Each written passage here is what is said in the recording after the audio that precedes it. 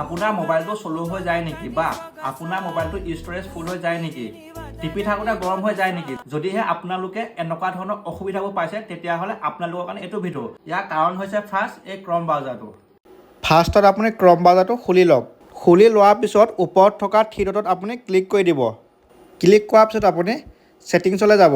ছেটিংছলৈ যোৱাৰ পিছত আপুনি এনেকৈ দেখা পাব। তাৰপিছত অলপ তললৈ আহিব আৰু অলপ তললৈ আহিব।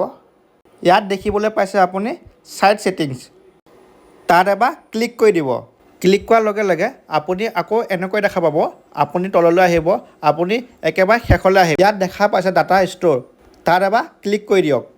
ক্লিক কৰাৰ লগে লগে আপুনি আকৌ এনেকৈ দেখা পাব। আপুনি ডিলেট অল ডাটাত গৈ পিনে গোটেইখিনি ডিলেট কৰি দিয়ক। এই ডাটাখিনি আপোনাৰ ষ্ট'ৰেজ ফুল কৰি ৰাখে, লগতে ৰেমো ব্যৱহাৰ কৰে। ইয়াৰ উপৰিও আপোনালোকে আপোনালোকৰ মোবাইলত থকা অপ্ৰয়োজনীয় এপসমূহ আনইনষ্টল মাৰি দিব। এনেকুৱা ধৰণৰ ইনফৰ্মেশ্যন ভিডিঅ'বোৰ পাই থাকিবলৈ আমাৰ পেজটো ফ'ল' কৰিব আৰু যিমান পাৰে শ্বেয়াৰ কৰি দিব।